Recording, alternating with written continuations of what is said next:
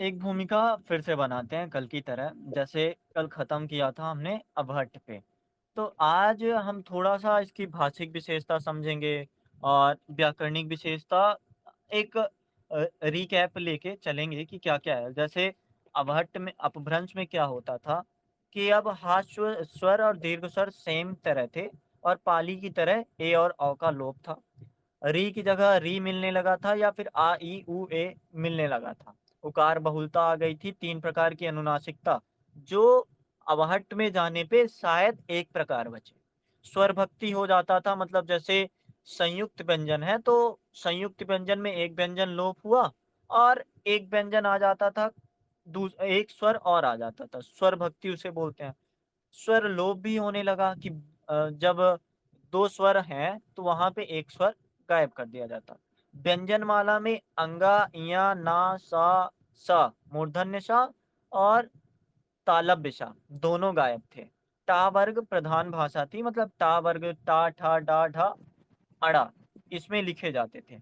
अंत्य व्यंजन लुप्त थे, जैसे व्यंजनांत बोलते हैं ना, लास्ट में व्यंजन हो, जैसे जगत ता के साथ हलन, तो अंत्य व्यंजन लुप्त होने लगा था। जगत से जग बना अर्थात का अर्थ हुआ, या फिर द्राक्षा का द्रक्षात का द्रक्ष ऐसे होने लगा।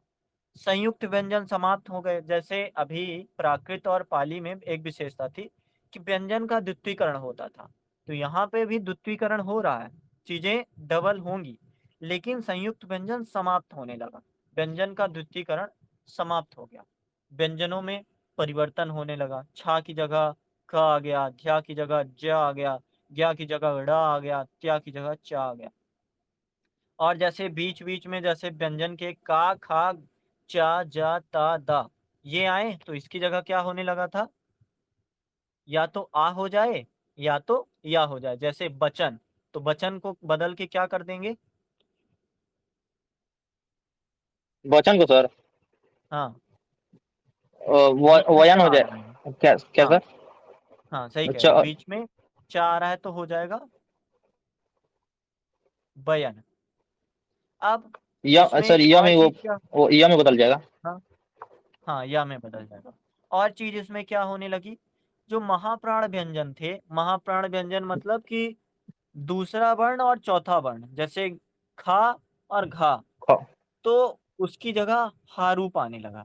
जैसे रुधिर का रुहिर हो गया, मुख का मुंह हो गया, दधि का दही होना लगा, मतलब हा रूप में महाप्राण व्यंजन यूज करने लगे। जैसे कथा का कहा हो गया। तो वो सारी चीजें हमने देखी थी भाषिक विशेषता में। व्याकरणिक विशेषता में जैसे शुरुआत ही है, अपभ्रंश पहली बात है। अभट्ट में जाएंगे तो वो चीजें थोड़ी तेज से हो जाएंगी। यहाँ पे क्या हुआ, निर्विभक्तिक प्रयोग शुरू हो गया, मतलब बिना विभक्ति के, और बिना विभक्ति के कोई चीज लिखी नहीं जा सकती।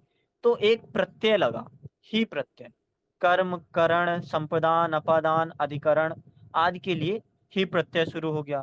स्वविभक्ति प्रयोग में सरलीकरण हो गया, मतलब जैसे अभी हमने पढ़ा ना भाषिक विशेषता में कि व्यंजनांत खत्म हुआ, स्वरांत शुरू हो गया। तो यहाँ पे भी व्याकरणिक विशेषता में भी वही चीज है कि व्यंजनांत खत्म हुआ, स्वरांत शुरू हो गया। विभक्ति केवल 8 से 3 रह गए हैं। कौन कौन याद है, हाँ सर। कौन कौन। कर्ता, हम्म कर्ता, क्रम, संपोधन, हम्म करण, अधिकरण और हम्म संपदान, अपदान, संबंध। हाँ, तो यही कर्ता कर्म संबोधन एक हो गया, करण अधिकरण एक हो गया, संप्रदान अपादान संबंध एक हो गया। तो जब एक होता है तो एक संज्ञा अगर आएगा, जैसे राम, तो एक लिंग में केवल 6 रूप बनेंगे। जैसे विभक्ति के 3 विभक्तियां हैं, तो राम को 3 विभक्ति में लिखेंगे। राम मान लो लिख लो, रामश्व लिख लो, रामे लिख लो, मतलब समझा रहा हूँ, 3 जैसे विभक्ति के ऐसे रूप में लिखेंगे। राम, जैसे रामो, रमो, रमा, ऐसे भी हो सकता है ना सर? हाँ, ठीक वही है। कि केवल 3 विभक्ति बची। और लिंग में अगर एक को देखें तो केवल 2 वचनों में लिख सकते हैं, एक वचन और बहुवचन, द्विवचन गायब हुआ। तो टोटल जो बन के आते थे रूप केवल हाँ 6, 3 दूनी 6 बचे, जबकि पाली और प्राकृत में 12 थे। तो जब आप व्याकरणिक विशेषता बताने जाओगे तो आप बोलते हो ना कि जोड़ नहीं पाता, तो वहां पे जोड़ के बता सकते हो कि जहां पे पाली और प्राकृत में 12 रूप बनते, एक संज्ञा के एक लिंग में 12 रूप बनते थे, वहीं अपभ्रंश में अब केवल 6 रूप बनने लगे। और सेम चीज अभट्ट में भी बताओगे। तो इसी को बोलते हैं जोड़ना। परसर्गों का स्वतंत्र विकास शुरू हुआ। अब बताओ ये कि जब निर्विभक्तिक प्रयोग शुरू होगा तो परसर्ग जरूरी है। हम्म। सोच के देखो आप। क्योंकि देखो रामस्य वर्ड, रामस्य मतलब राम का। अब उसको हमने हटा दिया, संबंध कारक को हमने तीनों को एक कर दिया। तो जब विभक्ति हटा तो उसकी जगह संबंध के लिए हमने का और कर परसर्ग यूज करना शुरू किया। तो वो चीज हमें समझ आ रही है कि जब निर्विभक्तिक प्रयोग शुरू करेंगे तो परसर्गों का विकास भी शुरू हो जाएगा। ये बात समझ गए आप? हाँ सर, ये समझ में। मतलब आप जैसे देखो कि आप पढ़ने के लिए वीडियो मोड छोड़ दिए कि हम वीडियो नहीं देखेंगे, तो उसके बदले में कुछ तो आएगा। चाहे वो बुक से पढ़ो, ऑडियो मोड से पढ़ो, कि या फिर खुद से नोट्स बना के पढ़ो गूगल। तो जब निर्विभक्तिक प्रयोग खत्म हुआ तो एक नया रूप आया, परसर्ग। और परसर्गों का स्वतंत्र विकास होने लगा। ही परसर्ग कर्म के लिए आया, संप्रदान के लिए ते ही आया, संबंध के लिए का और कर आया। का और कर सबसे बड़ी विशेषता है। जैसे तुलना करने को आता है ना कि क्या योगदान रहा हिंदी हिंदी में अपभ्रंश का हिंदी में। तो वहां पे आप बताओगे का विकास इस युग की सबसे बड़ी विशेषता है। वचन व्यवस्था में कितने वचन बचे केवल? तो बचन में तो दो बचन बचे ना। हाँ, 2 वचन बचे। और ऐसे नहीं बचे कि केवल 2 रह गए। द्विवचन के जो जितने भी शब्द थे वो कहाँ पे बहुवचन चले में गए? आ गए। बहुवचन है बहुवचन। सर। हाँ। और लिंग व्यवस्था में क्या था? नपुंसक लिंगी शब्द। हाँ हाँ। हाँ सर, इसमें इसमें दो गो था। स्त्रीलिंग और पुल्लिंग था सर। नपुंसकलिंग समाप्त हो गए सर, ना के बराबर थे। हाँ, इसमें नपुंसक नपुंसकलिंग लिंग के शब्द चले गए पुल्लिंग में। लेकिन जब हाँ सर। अभट्ट देखेंगे ना तो अभट्ट के नपुंसक लिंगी शब्द या तो स्त्रीलिंग में जाएंगे या तो पुल्लिंग में जाएंगे। वहां पे भिन्नताएं थी, लेकिन यहाँ पे नहीं है। यहाँ पे ये केवल पुल्लिंग में जाते थे। अब और सर, विशेषण। हाँ बोलिए। और हिंदी में सर 4 हो जाता है। हिंदी में 4 हो जाता है। ठीक है। 4। अंग्रेजी में शायद 5 टाइप है। खैर उसकी बातें हम आगे करेंगे। विशेषण, संख्यावाचक विशेषण का विकास हुआ। जैसे विंशति से 20 बना था ना, वैसे हाँ। हिंदी में लगभग समान होते हैं। जैसे योगदान में आता है ना, तो संख्यावाचक विशेषण यहीं से योगदान आता है। काल संरचना के आधार पर भविष्य काल में सारूप आया, हारूप आया, और अबहट्ट में बारूप आता है। मतलब अगर मैच करना हो तो वहां समझेंगे। सर्वनाम व्यवस्था में अभी जैसे मई बना है, मैं नहीं हो पाया है। तुहार, हम्म। महार, मई, तू, ते, तासु। लेकिन अब अबहट्ट में जाओगे ना तो वहां पे आपको मैं मिलेगा, क्योंकि अय ए और औ और का ओ हो विकास, जाएगा। हाँ हाँ विकास सर, हो कल जाता है। यही, हाँ कल यही सर समझ में नहीं आया था, आज समझ में आ गया। ए और ओ को उसमें विकास हो जाता है, इसमें अ ई उ ए हो जाता है, तो अ हो जाता है, इसमें नहीं। इसमें क्योंकि प्रकृत और पाली, प्रकृत और अपभ्रंश सेम है सर इसमें। स्वर में ह्रस्व स्वर, दीर्घ स्वर। और नए धातु बने, उठ, बोल, कृदंत के आधार पर भी धातु बने। देखत, चाखत, वर्तमान हिंदी सब बना। शब्दकोशी प्रवृत्तियां जैसे हमने समझा था कि तद्भव शब्द नए बनेंगे ही। देशज शब्द का शामिल होना जारी ही रहा। जैसे तुरीय शब्द हो गया या फिर कुछ और हुआ। तत्सम शब्द भी बनने लगे और विदेश शब्द भी जैसे विकास होने लगा ना, या फिर अ, ईरानी अरबी लोग आक्रमण करने लगे थे तो वहां से वो बनने लगा। अब जैसे हमने पढ़ा था एव जिम नगह गिर, तो उसमें हमने देखा था उकार बहुलता है, छा का खा हो रहा है, ड़ा की जगह ना हो रहा है, भविष्य काल में हा होता है, व्यंजन का द्वितीकरण होता है। तो एक तरह से अपभ्रंश हम समझ चुके हैं। अपभ्रंश में क्या पढ़ना शेष रह गया कि इसने हिंदी के विकास में योगदान कैसे दिया। हालांकि सब हम्म। इसी से लिखा जाएगा, जैसे समझेंगे। विशेषण में संख्यावाचक है तो हिंदी के विकास में योगदान देगा। का परसर का विकास हुआ तो वहां योगदान दिएगा। और रा की जगह ना यूज करते हैं तो हिंदी में वहां से आया। तो उस चीज को हम समझते चलेंगे। तो अब शुरू किया जाए। एक सेकेंड।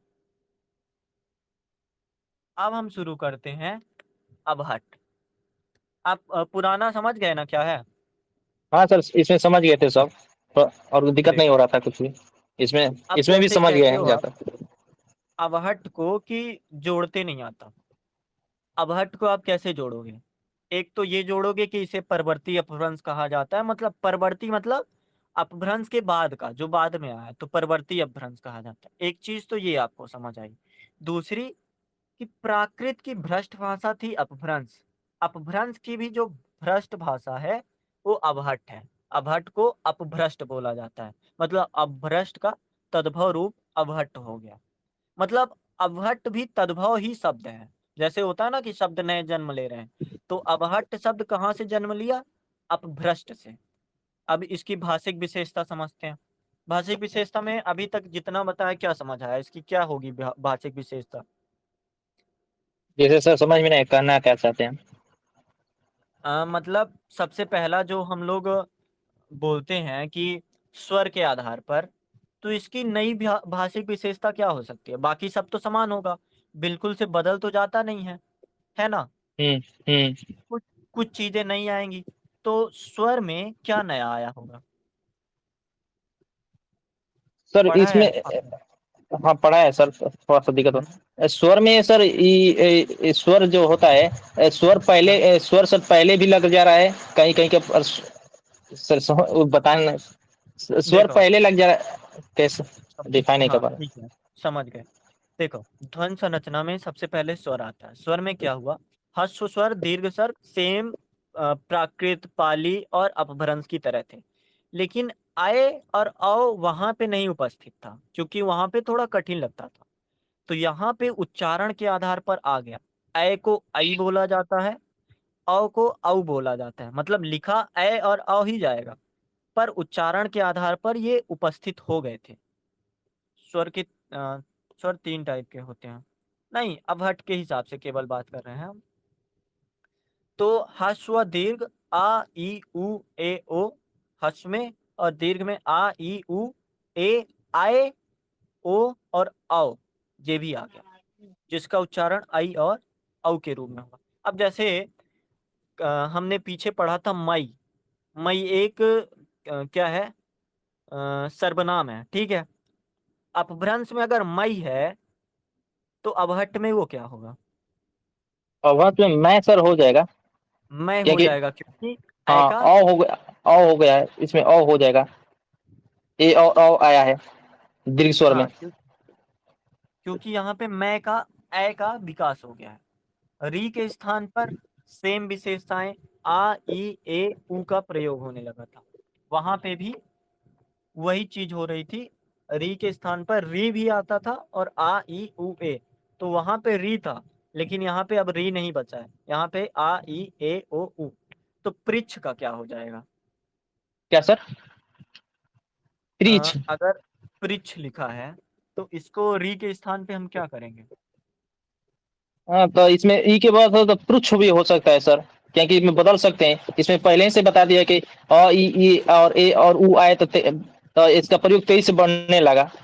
देखो इसके देखो, आकार पे सर समझो। री का हाँ ठीक है, इनको मैं बता दूं। देखो, संयुक्त व्यंजन आया तो ठीक है, सॉलिड बात है कि आपने एक व्यंजन हटा दिया, लेकिन रा का लोप होता है। आप पढ़ना पीछे, वहां पे संयुक्त व्यंजन जब आता है तो रा का लोप होता है, तो पृच्छ का रा हटेगा तो पुच्छ हो जाएगा, क्योंकि उकारांता की बहुलता थी। तो इसका हो गया पुच्छ,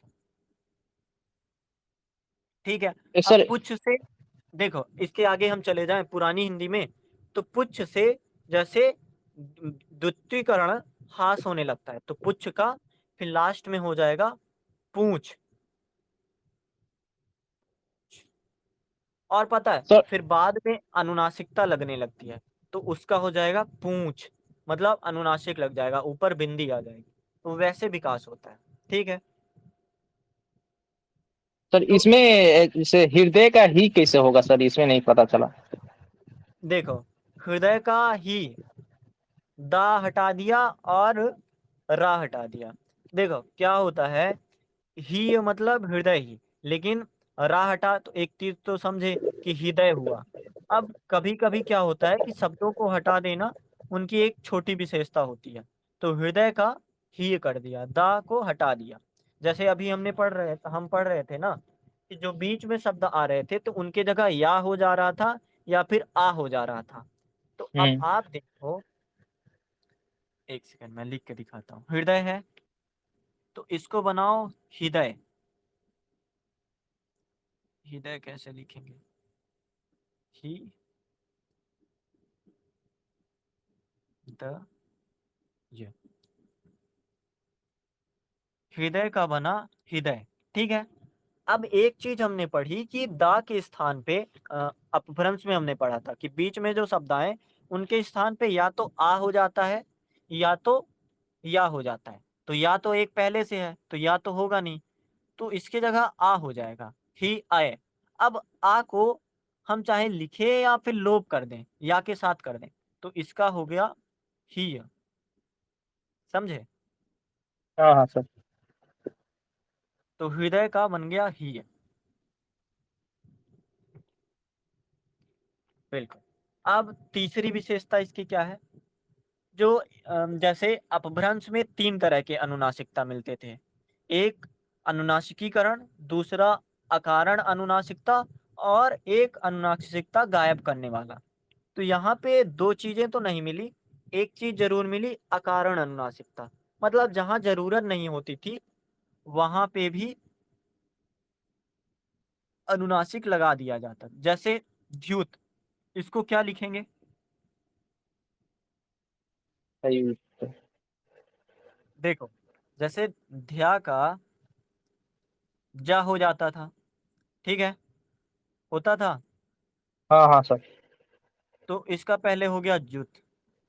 पूरा सर दो को जो होता था ना, डबल जो होता था आधा। नहीं नहीं, आधा ही होता था। देखो इसमें विशेषता में देखो परिवर्तन में कि ध्या का डबल जा हो जाता, ठीक कह रहे हो, द्युज हो जाएगा। ठीक है। अब वो आ में बदल गया और इसको कर दिया जुआ। ये कैसे सर, ये कैसे इसमें हो जाएगा? इसमें और कैसे आएगा? ता को आ में बदल दिया। जैसे देखो, इसमें एक चीज और विशेषता है कि आकारांतता दिखने लगती है। आकारांतता समझते हो? हाँ सर, वही सो। वो लास्ट में देखो ऊ रहता है, ऊ रहता है, लगता है मुंह से आवाज निकल पर ऊ का ये थी आवाज आता है। क्रांता देखो में ई आता है। कैसे? जैसे अगर भोजपुरी में आप बोलो या फिर मैं बघेली में बोलूं, हम जईत हैन, लास्ट में ना आ रहा है न, तो यहाँ हम्म। पे आ होता था। अबहट में आकारांतता, पहले आकारांतता था बड़ा आ, फिर वो बदल के आकारांतता हो गया छोटा आ। तो ता को खत्म करते हैं हम आ से, आकारांतता से, और द्युत का हुआ पहले द्युत, और आकारांता से खत्म के करने के बाद हुआ जुआ। और फिर जो हम पढ़ रहे हैं अकारण अनुनासिकता, तो उससे हो गया जुआ। ठीक है, समझ गए इतना? सर इतना तो मतलब समझ में आया जिसका सर। जिस स्वर हाँ का बोलिए। अंत आ शब्द से होगा उसे ही अक्रांत बोलेंगे ना। जिस स्वर का आकारांतता अंत मतलब कि आ जिस से स्वर अंत में हो। लास्ट में आ आता हो, हाँ, लास्ट में आ आता हो तो किसी भी मतलब स्वर का लास्ट वर्ड आ आना चाहिए। जैसे आ आकारांत आना मतलब चाहिए। जिसका अंत आ से हो। परफेक्ट। जैसे अगर तब बोला जाए इकारांतता, तो तो जिसके अंत में इकारांतता ई आए, ई आए। जैसे कि हम स्त्री ले सकते हैं, स्त्री के लास्ट में ई आती है ना शब्द बिल्कुल के अगर। बिल्कुल। और जैसे उकार बहुलता, पुरानी हिंदी में उकारांतता आती है, तो उकारांतता जी, मतलब लास्ट में ओ, जिसके ऊ आते हो, ऊ आए। जिस स्वर का तो अंत अच्छा। ऊपर हो जाए। हाँ बिल्कुल समझ गए आप। या हाँ सर, यहाँ पर सस्पेंशन में था, ऊ हम लगा रहा था यहाँ पर, इसलिए थोड़ा दिक्कत हो रहा था। हाँ ठीक है। अब आगे बढ़ा जाए। ये समझ गए अकारण अनुनासिकता और अकारांतता कैसे आई। जी सर। तो एक और पढ़ लेते हैं इसी के बाद वाला ही, कि स्त्रीलिंग में आकारांत मतलब बड़ा आ, आकारांत अब अकारांत में बदल गया है, छोटा आ में। जैसे शिक्षा, तो शिक्षा को बदल के दिखाओ क्या सीख, होगा। सीख हो जाएगा, सीख हो गया सर। क्या कि देखो आक्रांत है तो वो हट जाएगा सर। पहले हम समझते हैं क्यों हुआ। पहले सा का ये जो कौन सा सा है, दंतव्य की तालव्य? कौन सर? दांती सर? सा कौन सा है? तालाबी सर है, तालाबी सर है। जो शिक्षा में लिखा है वो कौन सा सा है? ये तालाबी सर सर है। हाँ तालव्य सा है। तो तालब्य सा मिलते नहीं है। तो पहले तो सा बनाओ इसको। हम्म। अ, शिक्षा।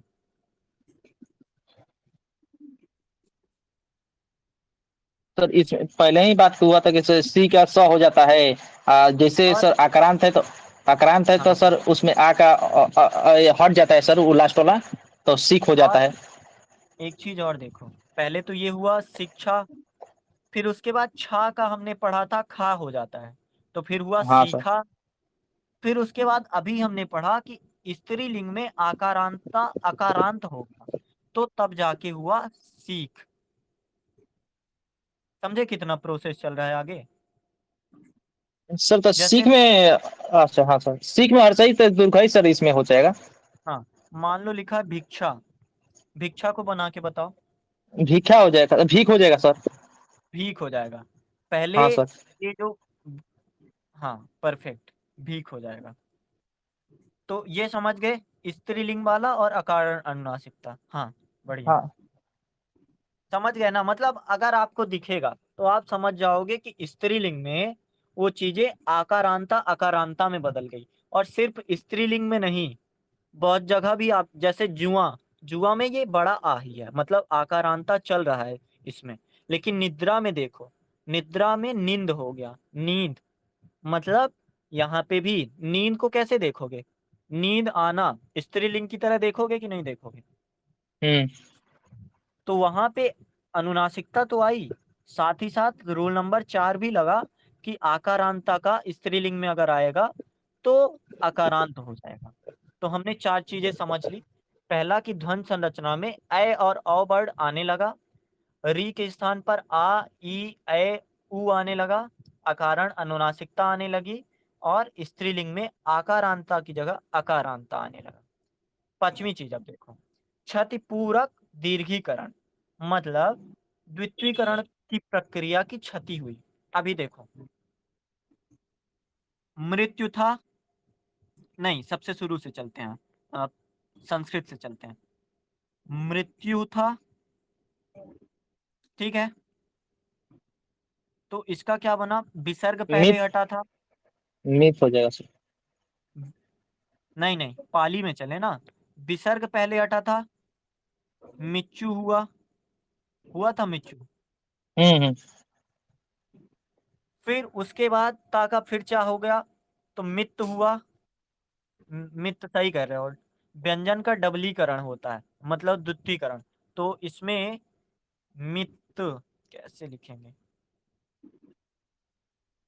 लिखो मैं जरा लिखेगा, मित्त। लिखता हूँ सर। मित्त। हाँ फिर लिख रहा हूँ उसके सर, एक बाद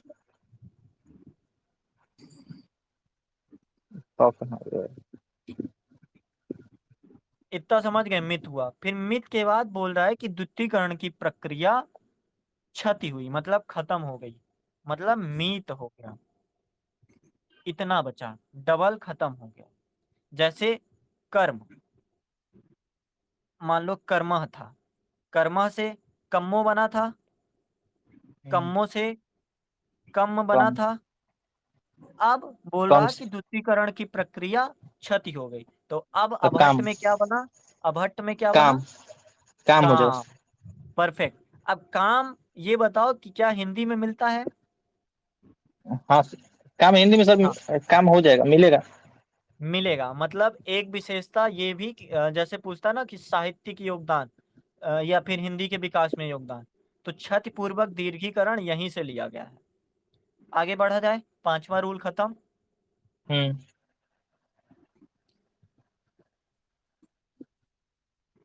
छठे रूल में बोल रहा है कि स्वर गुच्छों की प्रवृत्ति में बदलाव हुआ। वहां पे आप देख रहे थे ना कि स्वर भक्ति हो रही थी, दो दो स्वर लगातार यूज होने लगे थे। जैसे परदेश था तो प्रदेश था तो पर परदेश होने लगा था, दो स्वर आ रहे थे। हाँ सर। जैसे अंधकार था तो अंधकार अंधार से हो। अंध आर हुआ, हाँ सर। अंध आर। फिर उसके बाद बोल रहा है स्वर गुच्छों की प्रवृत्ति, तो अंधकार से अंधार हुआ, अंधार से अब केवल बचा अंधार।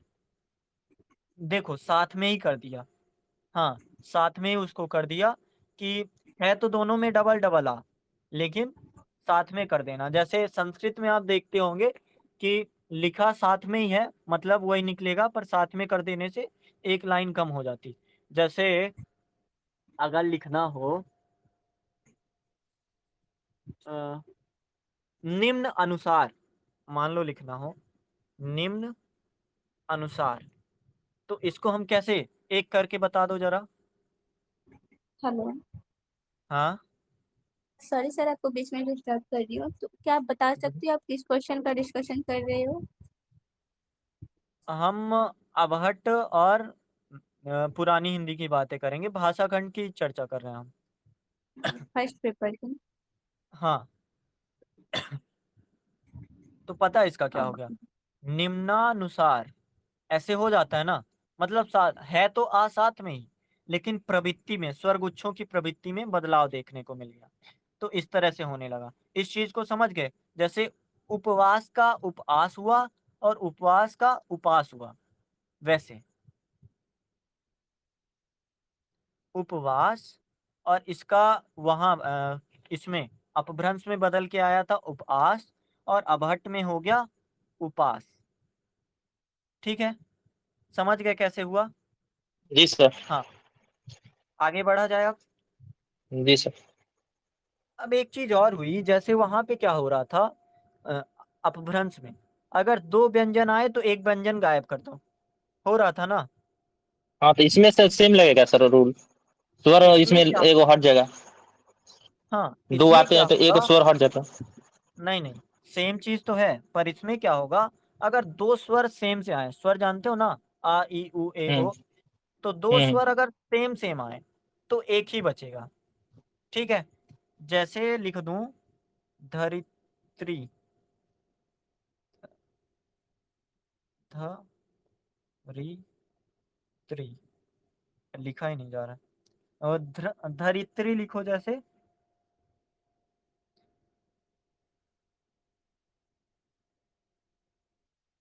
हाँ धरित्री। तो इसमें अब क्या बोल रहा है कि स्वर दो बार आए तो एक का लोप कर दो, तो एक हो गया धरती।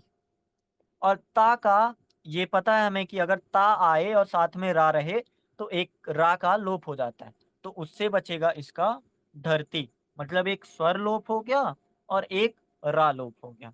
तो ये हो गई हमारी छठवीं विशेषता, समझ गए ये भी। जी सर। और सर ये गृहिणी वाला था, समझ में नहीं आ रहा है, गृहिणी के कैसे गृहिणी, नहीं समझ। लिखिए जरा गृहिणी।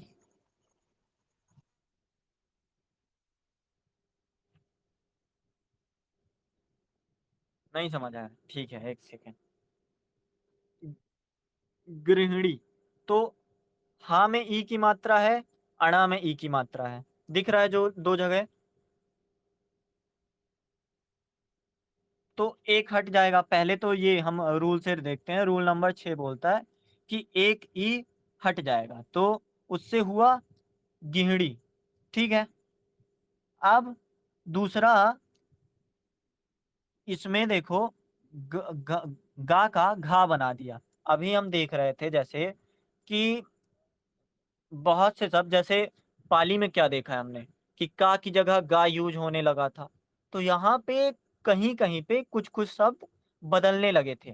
पहले तो गा का रा हटेगा तो उससे गा बनेगा, गहड़ी हुआ। अब गा का घा बोल दिया और रा साथ में कर दिया, अलग अलग। अलग अलग कैसे किया, ये यहाँ पे हमने पढ़ा था ना, अंध आर जैसे था, तो उस चीज को वो अलग कर रहा है। तो इससे बना घरणी, गृहिणी से बना घरणी।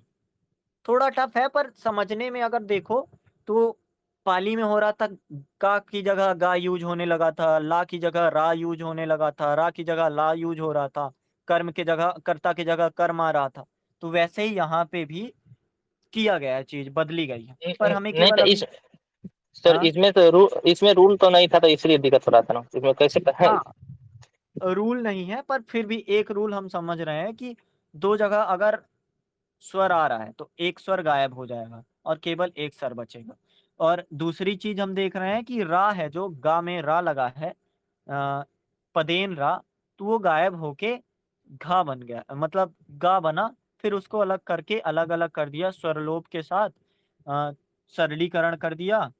तो अबहट्ट में स्वरगुच्छों वाला एक रूल लगा, दूसरा रूल लगा अब अपभ्रंश वाला कि रा का लोप हो जाता है, और तीसरा रूल ये लगा कि स्वर संकोच के कारण एक स्वर गायब हो गया। तो 3-4 रूल लग गए यहाँ पे, इसलिए ऐसा नहीं समझ आया।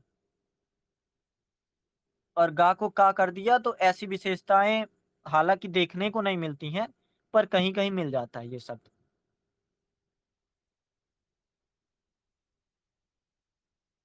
ठीक है, आगे बढ़ा जाए। अब देखो अगली विशेषता इसकी क्या बोलता है। व्यंजन कितने बचे, तो अभी भी अंगा नहीं आया है, इया नहीं आया है, टा ठा डाढ़ा अड़ा है, पर ताथा दाथा ना नहीं आया है। दो शब्द नए और आए हैं, ड और ढ, ढ और ढ।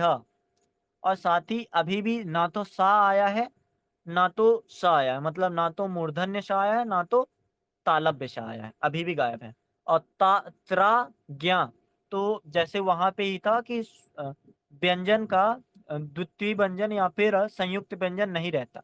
तो त्रा द्वितीय संयुक्त व्यंजन है, और ज्ञा भी संयुक्त व्यंजन है। तो ज्ञा की जगह अपभ्रंश में होता था अड़ा, अड़ा, मतलब एक आधा अड़ा और एक पूरा अड़ा। और त्रा में केवल ता बचता है, जैसे अभी हम देख ही रहते ना, धरती, तो केवल ता बचा, त्रा गायब हो गया। तो यहाँ पे सब कुछ है, काका गागा है, चाचा जाजा है, अंगा नहीं है, इया नहीं है, ना नहीं है, दो शब्द नए और आते हैं, ड और ढ। और साथ ही ना तो अभी मूर्धन्य सा मिला है, ना तो तालव्य सा मिला है, और संयुक्त व्यंजन भी नहीं है। तो व्यंजन विशेषता में इतना चीजें हैं, समझ गए इतना। अब जैसे मिलेगा ना आपको, आप समझोगे कि हाँ अभी नहीं है ये। अब हट की हम बात कर रहे हैं। अब अकारण द्वितीयकरण, अभी बोल रहा था कि द्वितीयकरण का ह्रास हुआ, ठीक है। अब बोल रहा है कि अकारण द्वितीयकरण, मतलब कि डबल होना कहीं भी आ जाए। अभी जैसे, हाँ बोलिए, कुछ बोल रहा है। देखो अभी जैसे क्या होता था कि डबल हो जाता था, मतलब डबल का ह्रास हो जाता था द्वितीयकरण का। अब अकारण द्वितीयकरण, इसमें दो चीज है, अकारण अनुनासिकता, अकारण द्वितीयकरण। जैसे एक आप पढ़े हैं सक्कय बाणी बहुजन भाव है, नहीं सर। ये उनका है सक्कय बाणी बहुजन भाव है, पावै रस पर मम न पावै, विद्यापति का है, ठीक है। तो सक्कय अगर लिख के देखो, सक्कय, तो सक्कय कहाँ से बना होगा, शक्कर से बना होगा, बना होगा शक्कर से। जी हेलो। सर। हाँ हेलो। अब इसमें देखो कि ऐसा कोई रूल नहीं है कि अगर रेफ है तो उसको हटा के डबल का कर दो, लेकिन यहाँ पे कर दिया गया सक सक, पहले सरकरा होता था, सरकरा को सक्के कर दिया गया, रा की जगह या कर दिया गया, सा कौन सा, अ, तालव्य शा को ये बना दिया गया, दंत्य शा बना दिया, तो शक्कर को सरकरा, सरकरा को सक्के बना दिया गया।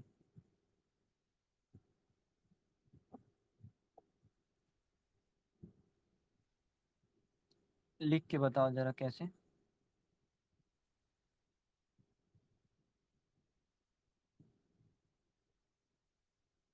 ठीक है, इसका समझ गया, ये टाइप नहीं हो पा रहा है। ठीक है, आगे बढ़ा जाए अब।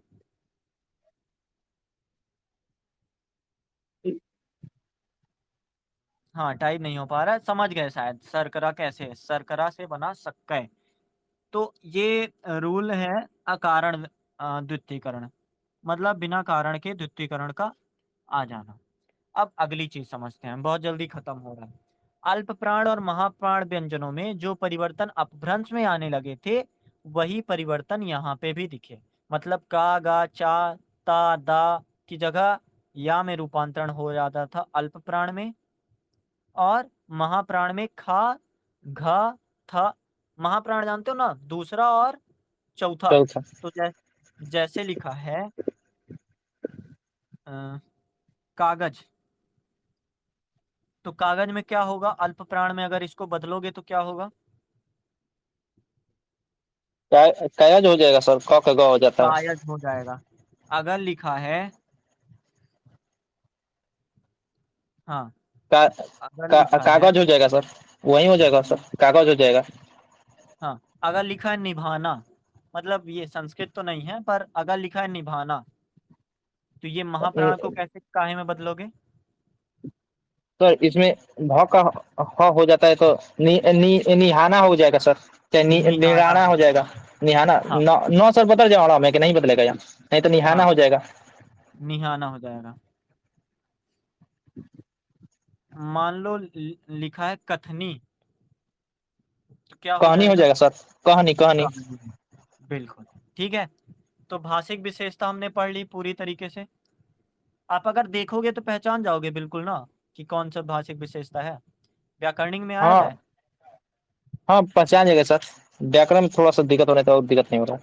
अब व्याकरण में देखो, तो पहली चीज हुई कि व्यंजनांतता पूर्णतः लुप्त हो गया। यहाँ पे अपभ्रंश में थोड़ा थोड़ा मिलता भी था, तो यहाँ पे पूरी तरह से लुप्त हो गया। अब जगत नहीं बचा, अब केवल जग बचा।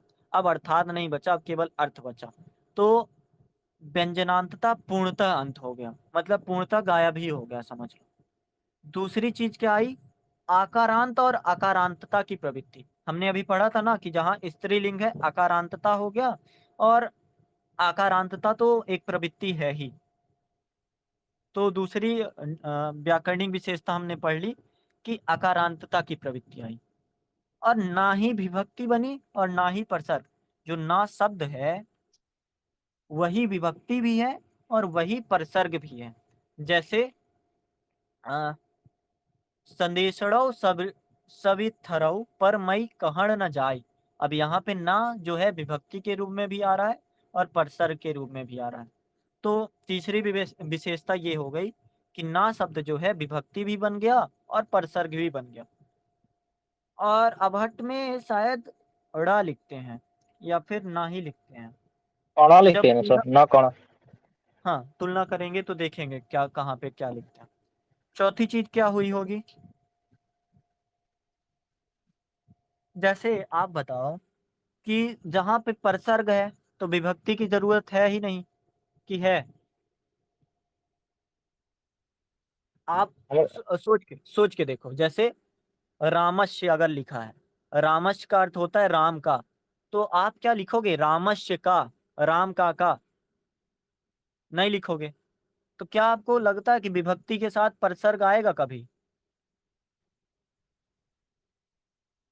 नहीं नहीं। आ सकता है ऐसा लगता है। नहीं समझे बात। देखो, पूरा अच्छा जैसे विभक्ति में संस्कृत में जाओ डायरेक्ट। मान लो तृतीया विभक्ति है रामये, ठीक है। अब रामये का उस कर्ता ने कर्म से करण, कर्ता ने कर्म को करण से, तो रामये से अगर से विभक्ति है, हिंदी में समझ लो, से प्रसर्ग है और रामये अय विभक्ति है। तो क्या दोनों साथ में कभी होगा? राम से ऐसा क्या होगा कभी? नहीं होगा सर, लेकिन नहीं होगा। लेकिन नहीं होगा सर। लेकिन अबहट्ट में क्या हुआ, कुछ जगह पे विभक्ति और प्रसर्ग दोनों साथ साथ मिलते लगे। जैसे ही विभक्ति हमने पढ़ा था, तो युवराजिन माज ताही केरो पुत्तो, केरो प्रसर्ग हो गया और ही विभक्ति हो गया। तो युवराजिन माज ताही केरो पुत्तो, केरो अभी हमने पढ़ा ना कि का केर केरो ये सब प्रसर्ग मिलने लगे थे और ही विभक्ति थी। तो युवराजिन माज ताही केरो पुत्तो। अब ये भी पूछ रहा है कि किसका पुत्र है युवराज, किसका पुत्र है, किसका पुत्र है, दो बार बोल रहा है। तो इसका मतलब ये हुआ कि प्रयोग के आधार पर विभक्ति और प्रसर्ग दोनों साथ साथ मिलने लगे। ये थोड़ा सा अंतर है। तो जब अंतर बताना होगा अपभट्ट अवहट्ट और अपभ्रंश का, तो सबसे बड़ा अंतर ये आपको मिलेगा कि विभक्तियां और प्रसर्ग साथ साथ मिलने लगे। समझ गए ये बात? आगे बढ़े। हम्म। अब हाँ सर। देखो, अब बोल रहा है कि विभक्ति प्रसर्ग साथ आए, और अगली बात बोल रहा है कि जो प्रसर्ग है ना, इसका स्वतंत्र विकास हुआ। मतलब कर्ता के लिए ने बना, अपादान के लिए से सौ बना, कर्म के लिए के ही बना, संबंध के लिए का की केर केरा बना, और संप्रदान के ही लागी बना। देखो हर विभक्ति के लिए स्वतंत्र प्रसर्ग बन रहा है। अभी अपभ्रंश में क्या होता था, कर्ता के लिए कर्ता कर्म संबोधन एक रूप कर दिया गया था, तो कर्म के लिए ही था, संप्रदाय के लिए ते ही था, संबंध के लिए का और केर था, सब मिक्सअप कर दिया था साथ में। लेकिन अब स्वतंत्र दिया गया, स्वतंत्रता, कि कर्ता के लिए ने बनेगा, अपादान के लिए से सौ बनेगा, कर्म के लिए के ही बनेगा, संबंध के लिए का केर केर केरा बनेगा। केरा भी बताया ना कि युवराजिन मांझ ते ही केरो पुत्तो।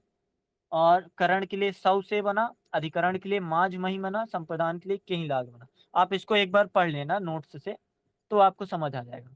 तो इतना समझे कि स्वतंत्र प्रसर्ग का विकास मतलब क्या।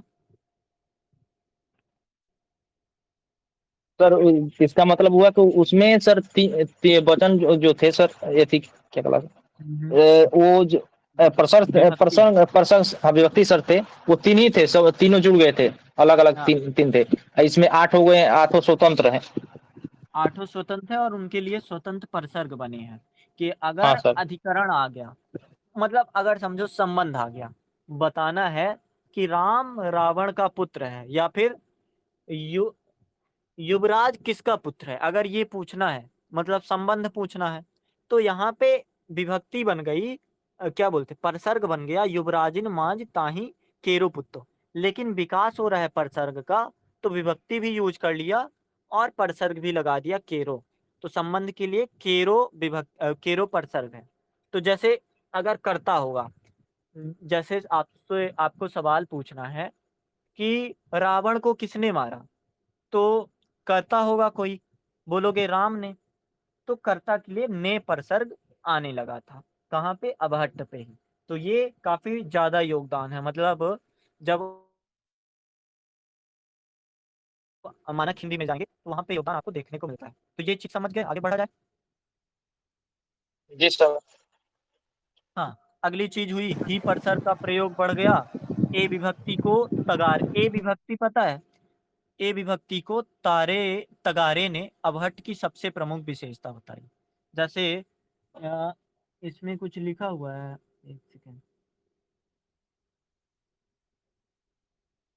हालांकि इसमें विशेषता नहीं लिखी हुई है, ठीक है, पर आप समझो कि ए विभक्ति तगारे ने इसको अबहट्ठ की प्रमुख विशेषता बताई। जैसे ए विभक्ति इसमें कहीं पे है, संदेशों सविरत्थों पर मई कहन नहीं है। ठीक है, इसको देखूंगा मैं, एग्जाम्पल मिलेगा तो बताऊंगा। अब लिंग संरचना के आधार पे बताओ। तो देखो एक चीज, हालांकि ये ना तो नोट्स में है ना तो कहीं पे मैंने पढ़ा है, पर एक थोड़ा सा दिमाग अगर मैं लगाऊं तो समझ आता है कि ये 7वीं से 9वीं शताब्दी की बात है। और पहले होता भी होगा कि नपुंसक लिंग को समाज में स्वीकार किया गया होगा, लेकिन हो सकता है कि आगे बढ़ते बढ़ते नपुंसक लिंग को स्वीकार नहीं किया गया, फिर अस्वीकार कर दिया गया, अपभ्रंश में ही देखने को मिलता है।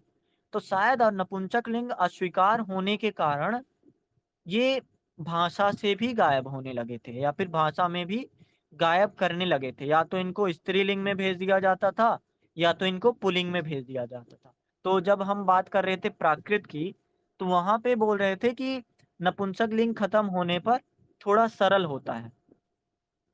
तो अब यहाँ पे कठिनता दिखती है, जटिलता दिखती है, लिंग निर्धारण को लेकर काफी जटिलता हो गई। क्योंकि या तो हम पहले स्वीकार नहीं कर रहे, और दूसरी चीज विदेशज शब्द आ रहे हैं, कुछ नए शब्द बन भी रहे हैं, तो उनको नपुंसक लिंग में ऐड किया जाए, मतलब पुल्लिंग में ऐड किया जाए या फिर नपुंसक लिंग में ऐड किया जाए, पता ही नहीं चलता था।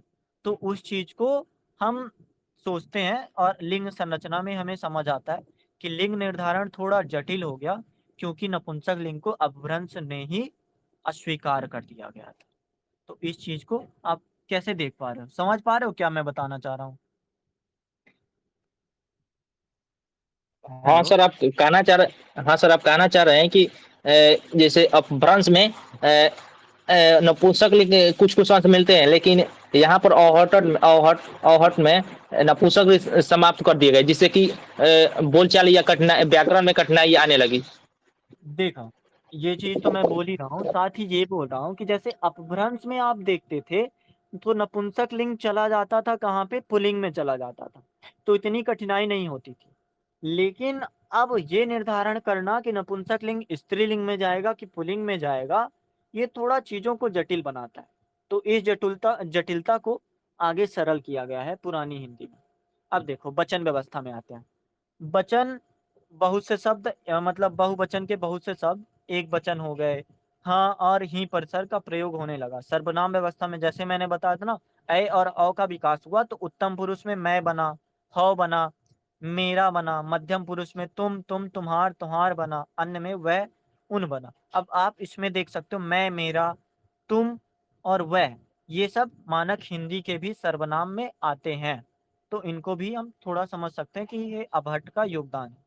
विशेषण में दो तरह के, एक सर्वनामिक विशेषण, एक संख्यावाचक विशेषण। जैसे आइस, ऐसो, जईस, उत्ता, जित्ता, 7, 10, 20 वहां से बदला है। बिनसत का 20 हुआ तो फिर सा जो है तो ये वाला सा मिलने लगा। क्रिया संरचना पे आते हैं हम। देखो क्रिया संरचना में क्या हुआ, कृदंत के सहारे क्रिया निर्माण की प्रक्रिया पूर्ण विस्तार में हो गई। कृदंत समझते हो, जिसके अंत में क्री धातु हो और ता प्रत्यय हो, उसे बोलते हैं कृदंत। जैसे लागत, करत, करंता। तो ये पूर्ण विस्तार में आ गई, इसका शुरुआत हो गया। दूसरी चीज क्या हुई, प्रेरणार्थक क्रिया, जैसे मतलब प्रेरणा दे जो चीजों को, कि बैठाओ, पढ़ाओ, कराओ। तो ये का इसका भी विकास हुआ, जैसे बैठाओ, करा, करवाई। तो इन चीजों सहायक क्रिया है और क्षय, पूर्वी क्रिया, ये भी बने लेने लगी। अब शब्दकोशी आप बताओगे, तद्भव कितना मिलेगा? अधिक में, जैसे मानक हिंदी से तुलना कर लो, तद्भव अभी ज्यादा शब्द होंगे तद्भव शब्द, या फिर अवहट्ट में ज्यादा तद्भव मिलेंगे? हाँ सर, मैं बता रहा हूँ। हम्म हाँ, यहाँ पर सर हिंदी में बताएं कि यहाँ पर बताएं? तुलना करके बताओ कि हिंदी अच्छा में देखिए, जो अभी हम लोग यूज करते देखिए हैं, सर, यहाँ पे ज्यादा देखिए तद्भव मिलेंगे। हाँ। सर, यहाँ पर तद्भव की प्रचुरता रहेगी। लेकिन सर तीनों में तुलना कर देता हूँ। अपभ्रंश में सर, अपभ्रंश में सबसे ज्यादा क्या तद्भव की तुलना रहेगी, उसके थोड़ी सी कम होगी सर, अवहट्ट में घटते जाएंगे। और हिंदी में जो सर आपने बताया उसमें भी तद्भव की तुलना कम हो जाएगी सर।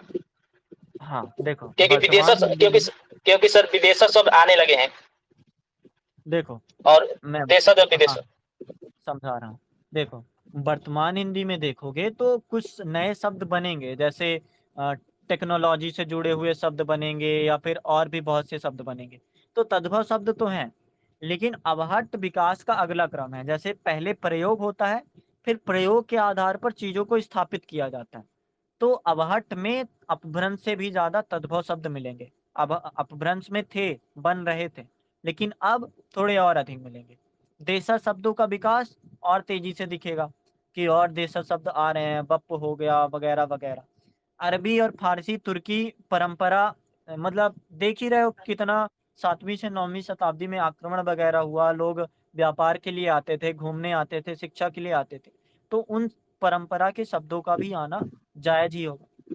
लेकिन एक चीज और, कि कुछ जो शब्द होते हैं ना, उनकी स्थापना हो जाती है अगर, तो वो लगातार यूज होते ही रहते हैं, घटते नहीं हैं। जैसे तत्सम शब्द में आप सोच के देखो कि कुछ अच्छे शब्द, जैसे कुलीन वर्ग की ये भाषा मान लो होगी, या फिर साहित्य कौन लिखेगा? कुलीन वर्ग लिखेगा, या जो पढ़े लिखे रहेंगे। तो पढ़े लिखे वर्ग वाले लोग ऐसे शब्दों को छोड़ते नहीं हैं, उनको लगातार यूज करते रहते हैं। तो तत्सम शब्द भी पुनः से आने लगे थे, जैसे उत्तम हो गया, कटाक्ष हो गया, उपस्थित होना हो गया, पृथ्वी हो गया, सब आने लगे थे। तो मोस्टली आप क्या समझते हो, भाषिक विशेषता, व्याकरणिक विशेषता और शब्दकोशी विशेषता, विस्तार ही हो रहा है पूरी तरीके से। अभी कहीं पे रोक टोक नहीं है, लगातार प्रयोग किए जा रहे हैं, है ना? जी सर। तो अब एक हम वो ले लेते हैं उदाहरण, और उदाहरण से समझते हैं। फिर पुरानी हिंदी जल्दी से खत्म करते हैं, पुरानी हिंदी ज्यादा है।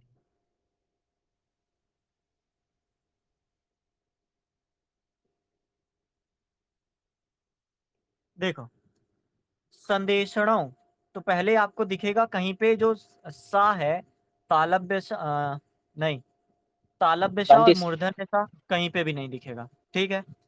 दूसरी बात, आपको उकारांतता दिखेगी। और हम्म। और क्या दिखेगा? संदेशणों, मई, कहन, मई को अगर आप सोचो तो इसका मैं भी हो सकता था, क्योंकि ए का विकास हो गया था। क्या लगता है आपको? हाँ सर, हो सकता है इसमें, क्योंकि ऑटोट में सर मैं के भी औ का हो गया था, तो इसमें मैं लग सकता है। अब आप और एक चीज और देख रहे होगे, संदेशों में चलो ठीक है, मुंदड़ों में चलो ठीक है, काड़ांगुली में बिंदी क्यों लगी है, मना मतलब अनुनासिकता क्यों लगा है? तो ये कारण आया होगा अकारण अनुनासिकता का एक जो होता है ना, तो वहां से आया होगा। हम्म। और एक चीज और दिखेगी, एक वर्ड है ना, तो ना परसर के रूप में भी यूज होता था, विभक्ति के रूप में भी यूज होने लगा था, तो ना वर्ड वहां से आया होगा। सर यहाँ का ना का तो यो, ना हाँ सर, यह हो अड़ाव भी हो सकता था। अड़ा भी हो सकता था, लेकिन अभी देखो ना, ये परसर के रूप में है, ये अड़ा वाला नहीं है। और कुछ आपको दिख रहा है यहाँ पे? ये छमाई छमाई की समाई सर लिखे हुए वहां पर।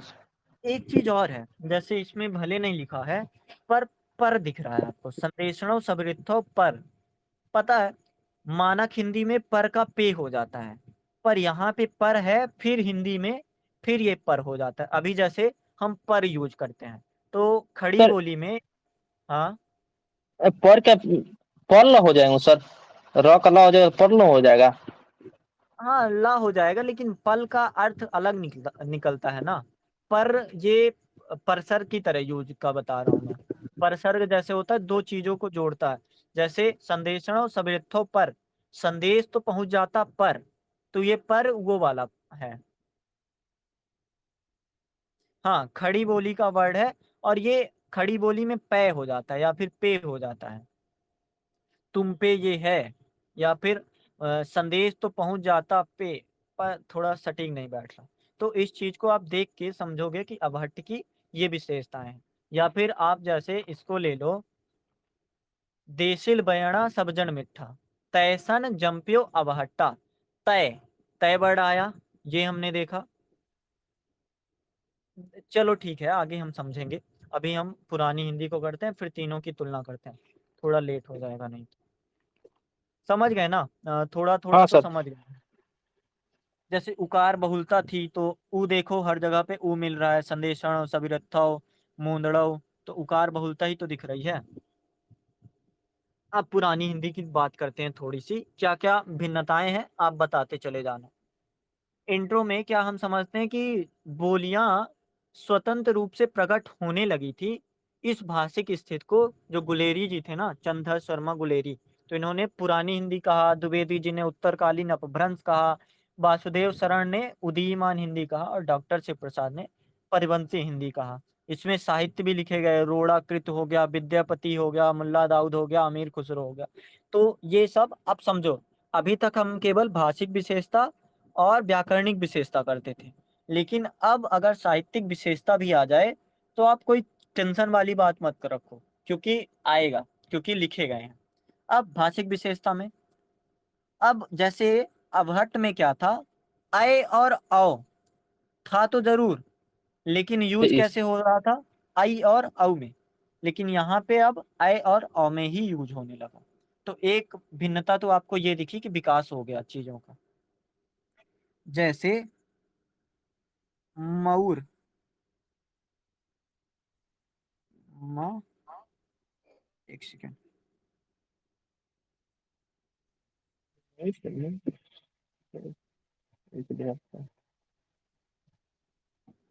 जैसे समझो लिखा है मऊर,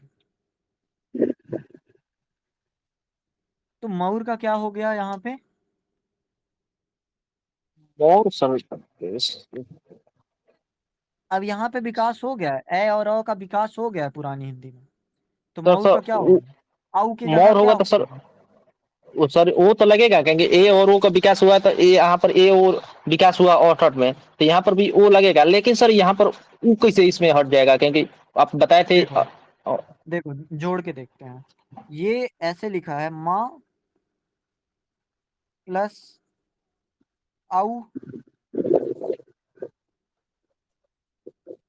माँ प्लस आ प्लस ऊ प्लस र प्लस र प्लस रा प्लस आ। अरे लिखा ही नहीं जा रहा। लिख देगा हम सर। ऐसे लिखा है। तो अभी हमने हम्म अबहट में पढ़ा था कि ए और औ तो था, लेकिन वो साफ साफ नहीं मिलता था। तो यहाँ पे अब औ की जगह जो बीच में जो औ है ना, आ प्लस ऊ, तो ये औ हो जाएगा। तो ये हो जाएगा मौ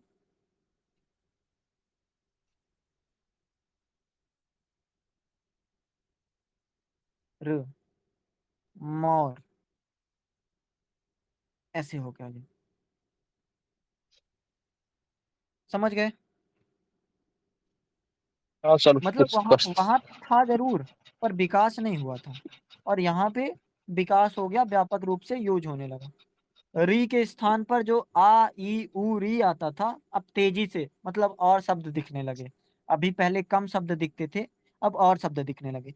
तो ये बताओ, जब और शब्द दिखने लगे मतलब तद्भव और बढ़ा होगा। क्या लगता है आपको? हाँ हाँ सर बढ़ेगा तद्भव। हाँ, क्योंकि नए शब्द मिल रहे हैं तो तद्भव बढ़ा होगा। अय और व्यापक तौर पर हुआ, तो यानी नए शब्द और बने होंगे, यानी तद्भव बढ़ा होगा। क्या लगता है? हम्म यहीं से हम शब्दकोश ही देख लें ना विशेषता, कि ए और ओ आ गया, दो चीजें नई आ गई।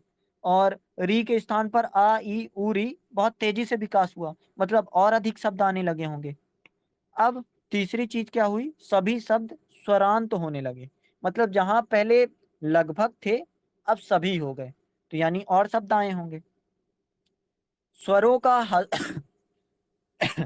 स्वरों का ह्रस्वीकरण हो गया। ह्रस्वीकरण मतलब छोटे हो गए। जैसे दीपावली, तो स्वरों का ह्रस्वीकरण हो गया, तो उससे क्या बना? दीपावली को बदलो, पहले ठीक बड़ा है सर। बड़ा बड़ी ई है, तो ह्रस्वीकरण करो तो दीपा दीपावली होगा। ऐसे हुआ। अब हमने पढ़ा था कि ला की जगह रा हो जाता है, तो दिवा दीपावरी ऐसे हुआ होगा। फिर उसके बाद शायद पा हटा दिया गया होगा, क्योंकि ऐसे कोशिश की जाती है कुछ ना कुछ करके। तो उससे बन गया दीवारी। बा के साथ एक स्वर और जोड़ दिया गया, तो दीपावली घिस के बना दीवारी। आनंद घिस के बना आनंद।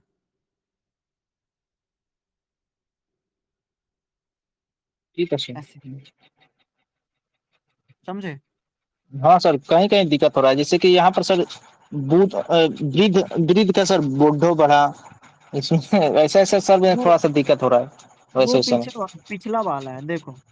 वृद्ध का बुढ़ो हुआ, तो वो वैसे मत समझो, नए शब्द बन रहे हैं और पुरानी हिंदी है, तो इसमें थोड़ी और व्यापकता है। बिना रूल के भी कुछ चीजें हो ही जाती हैं। हम्म तो ये हो गया सर टॉपिक। हाँ बस हो गया। कुछ स्वरों का दीर्घीकरण हो गया, जैसे मनुष्य का मानुख, बड़ा माँ हो गया। मानुख मतलब माँ का बड़ा माँ हो गया। और सा का हमने पढ़ा था खा हो जाता है, तो मनुष्य का मानुख हो गया, या गायब हो गया। और स्वर परिवर्तन की घटनाएं दिखाई देती हैं। मतलब दिवस है, तो जहां ई ई स्वर है, तो देवस हो गया। ए स्वर आ गया यहाँ पे। स्वर परिवर्तन की घटनाएं दिखने लगती हैं। दिवस का देवस हो गया, नुपुर का नेउर हो गया, दिखता है ना। और हम्म अगली विशेषता है उकार बहुलता बढ़ गई। अभी हम देख रहे थे आकारांतता था, दिखा है ना उसमें, अकारांतता था साथ साथ उकारांतता भी दिखता था, लेकिन यहाँ पे उकार बहुलता बढ़ गई तो नए शब्द भी और बनने लगे। पापू, लेहू, लेहू, लहू, कहू, ऐसे शब्द बनने लगे। अनुनासिकीकरण के उदाहरण दिखने लगे, मतलब जैसे अभी अकारण अनुनासिकता थी, अब कारण के साथ अनुनासिकता आने लगा। जैसे छाया था, छाया, तो इससे बना छा, अनुनासिकता कारण से आने लगी। व्यंजन सूची में अंगा भी आ गया, इया भी आ गया, ना भी आ गया। दो शब्द जो मिले थे अवहट्ठ से ड़ा और ड़ा, वो भी आ गए, लेकिन अभी सा और सा दोनों नहीं आए। हालांकि तत्सम में जो मूर्धन्य सा है, आ, जैसे ये वाला जो सा है, तत्सम शब्दों में ये वाला सा मिलता है, लेकिन ये सा अभी तक नहीं मिल पाया था। इसको सा के रूप में, मतलब दंत सा के रूप में ही उपयोग किया जाता था। जैसे सुंड, सुंड का अभी भी सुड था।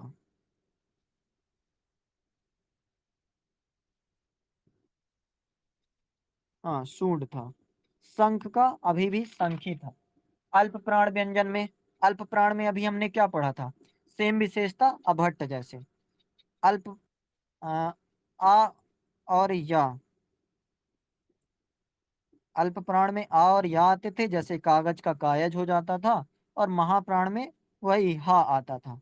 तो अल्प प्राण में आ और महाप्राण में हा, सेम विशेषता पुरानी हिंदी और अहभट्ट की। जब तुलना करोगे तो इस विशेषता को लिख लेना। जैसे राजा, तो राजा का राया, ऐसा हो गया। पूर्वी हिंदी में, मतलब अ, अब इसको अवधि में हालांकि पढ़ेंगे, अवधि और ब्रज में, पर पूर्वी हिंदी में ड़ा को ना लिखते हैं और पश्चिमी में ना को ढ़ा में लिखते हैं। जैसे मान लो पूर्वी हिंदी में सुजान लिखना हो तो वो सुजान ही रहेगा, लेकिन पश्चिमी हिंदी में सुजान लिखना हो तो वो सुजान हो जाएगा। जैसे मतलब राजस्थानी में मिलता है। अब स्वर भक्ति की प्रवृत्ति बनी रही, प्रकार से प्रकार हो गया। संयुक्त व्यंजन में एक व्यंजन शेष रह गया। जैसे प्रिय का पिय बचा बस, रा गायब हो गया, रा का लोप, मतलब सेम विशेषता। द्वुत में एक स्वर बढ़ गया, वो सारी चीजें। पूर्वी हिंदी में छा, सेम लक्षण।